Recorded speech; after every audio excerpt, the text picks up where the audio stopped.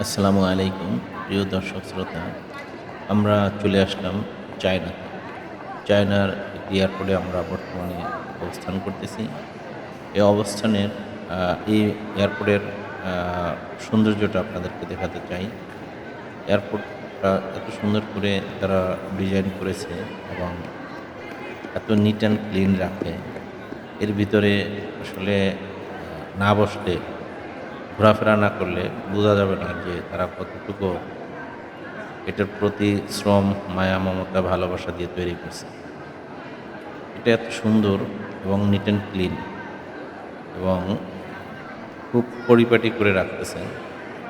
এখানে যারা আছেন ক্লিন ক্লিন করার দায়িত্বে বা পরিচালনার দায়িত্বে, তারা একটু পরপরে সব কিছুর দিকে নজর রাখতেছেন এবং কোথাও ময়লা পড়তেছে কিনা, কেউ ময়লা করে রাখতেছে কিনা সেটার জন্য তারা সবসময় তৎপর এবং ঘুরে, ঘুরে দেখতেছে।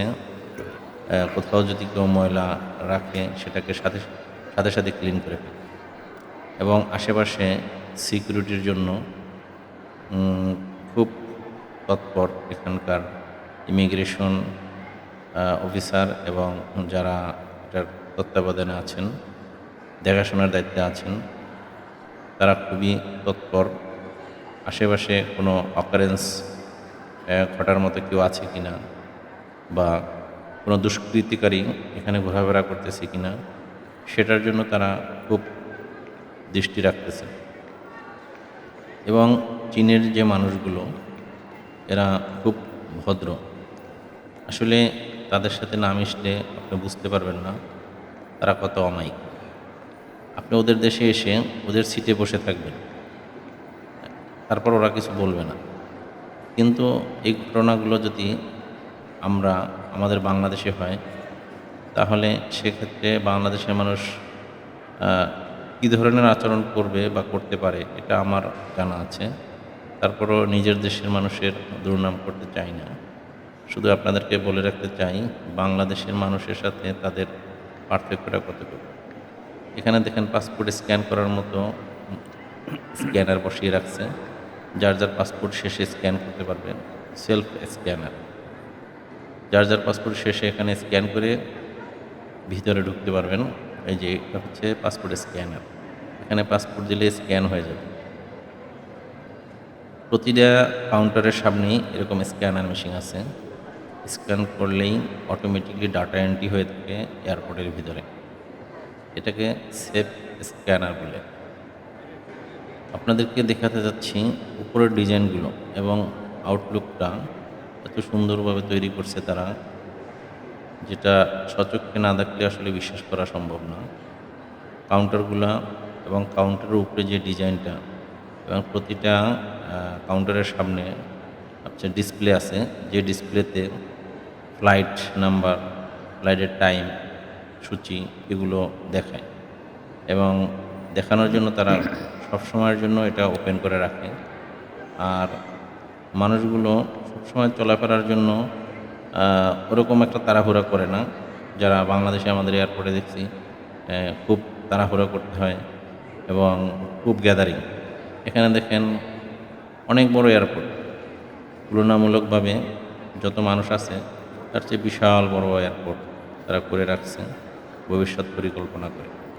আসলে এরা আগামী ৫০ বছর পরে কী হবে সেই চিন্তা ভাবনা করেই কাজ শুরু করে।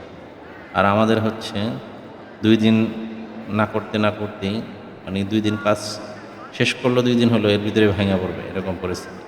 এই যে কত সুন্দর একটা ডিসপ্লে করছে দেখেন এবং এখানে একটা আ আ পুতুল বসিয়ে রাখছে।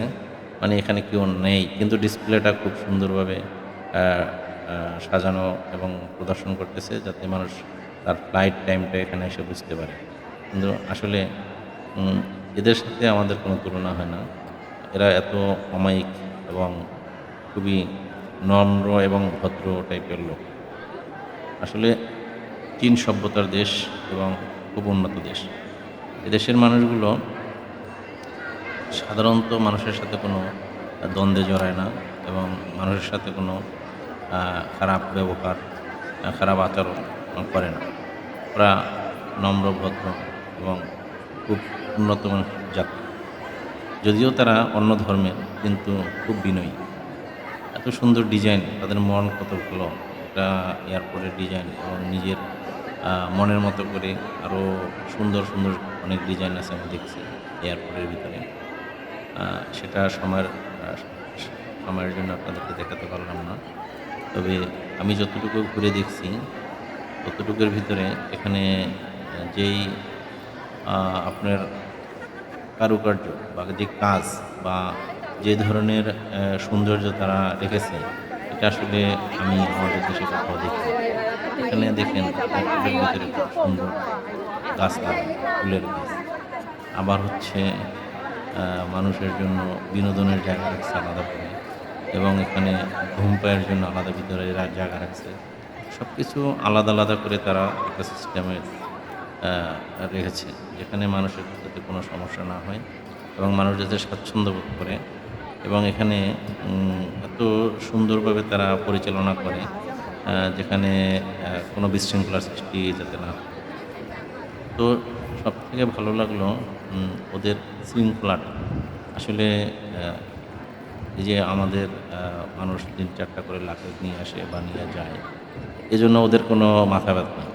ওদের হচ্ছে ওরা চিন্তা করে যে এদেশে যারা আসে তারা ক্রাইমার কিনা, দুষ্কৃতিকারী কিনা।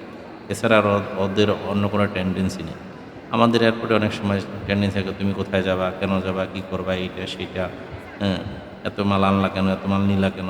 কিন্তু ওদের এইটা না। ওদের চিন্তা হচ্ছে আপনি আমি যারা চায়নাতে আসবো বা যাবো চায়না থেকে তারা সেফ কিনা, তারা ভালো লোক কিনা, তারা ক্রিমিনাল কিনা। এইসব জিনিসগুলো ওরা ফলো করে বেশি। আর হচ্ছে ওরা চাচ্ছে যে ওদের দেশ কিভাবে ডেভেলপ হবে, ওরা দেশকে ভালোবাসে।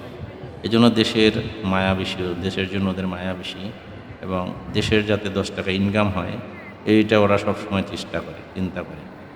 আর মানুষের জন্য মানুষকে হয়রানি করবে, এ ধরনের চিন্তা ভাবনা তাদের মাথায় কখনো আসে না। আমি যতটুকু দেখলাম এর ভিতরে ওদের এ ধরনের টেনডেন্সি নাই। ধন্যবাদ সবাইকে।